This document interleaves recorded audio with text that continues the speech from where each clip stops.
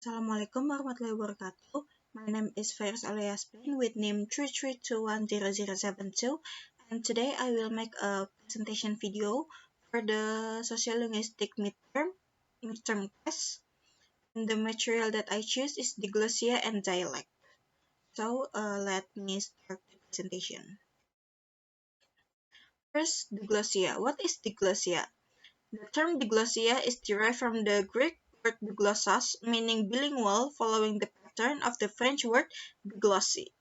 Diglossia, a sociolinguistic term, refers to a scenario in which two language types coexist and are spoken in different contexts within a society, typically by the same speakers. It is the use of two widely divergent forms of the same language by all members of the community under different conditions.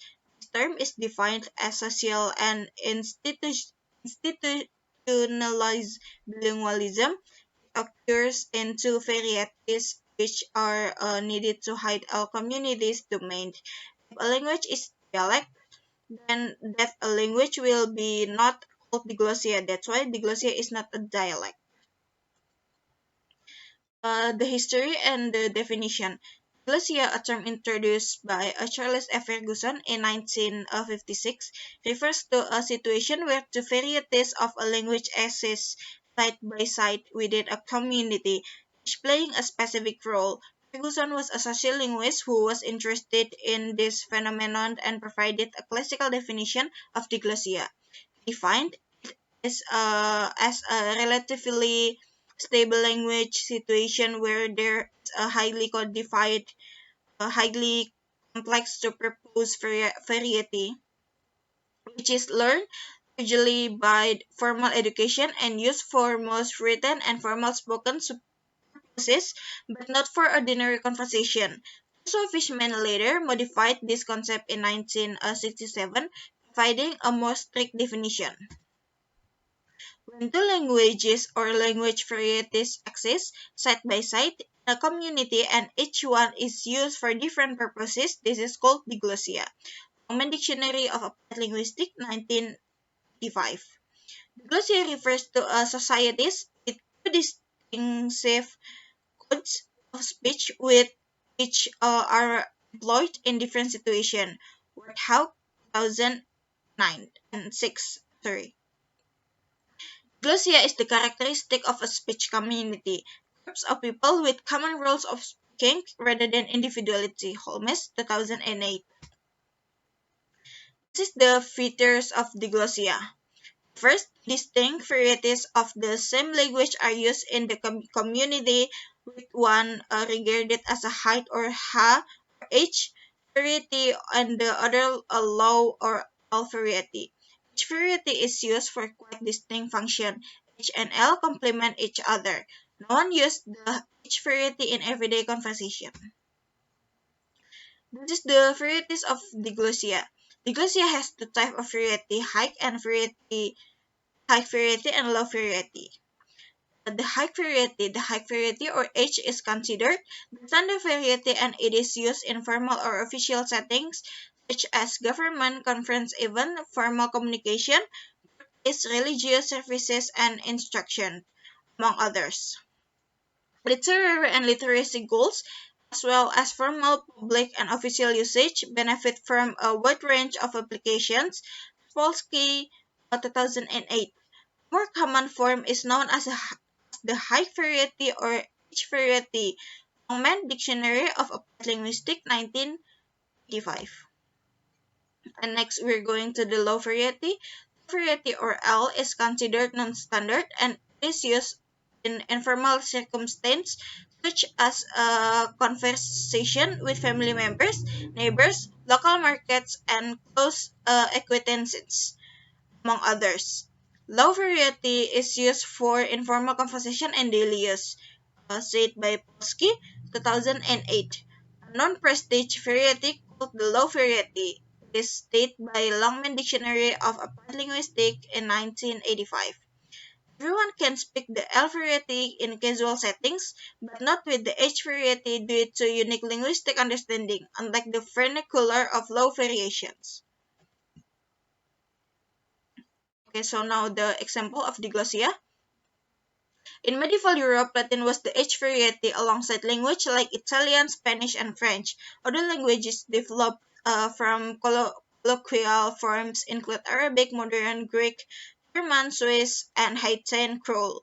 Students in Switzerland use standard German in school, but switch to local Swiss German for daily conversation. It has a limited individual bilingualism, with 90% of the population using Haitian Creole, making it difficult to contribute to formal domains. This highlights the potential relationship between diglossia and bilingualism, as it associates with the degree idealized by model. Next to the second material, it is a dialect. According to Oxford's Advanced Learner Dictionary, the dialect is the form of a language that is spoken in one area with grammar, words, and pronunciation that may be different from other forms of the same language. Dialect, a term widely applied to what are considered subvarieties of a single language. Dialect is a variety of a language used recognizably in a specific region or social dialect by a specific social class. According to Jackson and Peter, 2011/156, dialect refer to the structural substance of speaker language, including the specific words used, unique syntactic structure, specific method of expressing negatives, plural, sentence, and so on. Dialect is a linguistic variant that is recognized in a given place or social dialect and by a specific social class. The dialect is closely related to accent. Based on the definition above, dialects and accent may be clearly identified. Dialect, according to Meyerhoff-Merriam, 2006/27, refers to the variability of vocabulary, syntax, and pronunciation. Accent is a variation in pronunciation. Dialect refers to distinguishing traits in speech, vocabulary, and sentence structure. Another linguist, Edward, also defined a dialect as a language variant that differs from other in the three dimensions: vocabulary, grammar, and pronunciation or accent. He asserts that dialects are mutually incomprehensible since they are forms of the same language. Indeed, language is a significant component of a dialect. Other dialects that are mutually intelligible, such as Dutch and German speakers, cannot comprehend each other despite the fact that they speak the same language. Other examples are Mandarin and Cantonese, Thai and Lao, Hindi and Urdu, Serbia and Croatian, etc. Hodgen points out that while English speakers have never truly accepted choice as a term for describing language, they have attempted to utilize both language and dialect in a variety of contradictory ways. Dialect refers to both geographic forms and English, such as Yorkshire dialect and different sort of informal or class or rural speech. In general, it is unclear whether such dialects are part of the language or not. Indeed, the dialect is something regarded as distinct from the language. So the kind of dialect, there is the kind of dialect. The first is regional dialect and the second is social dialect. Regional dialects are regionally based. It refers to a dialect that varies due to a geographical location. While a social dialect is a type of language or a register that is linked with a certain social group such as a socio-economic class, an ethnic group, an age group, and so on. This is the example of the social dialect or of a dialect. Northern American might say hello, while Southern American might say howdy. Conclusion: dialect is one of the important aspects in the language and communication, so that it will also influence the language teaching process. Dialect gives a lot of effect in the language teaching. The dialect is one of the factors that becomes problem for students in learning a new language.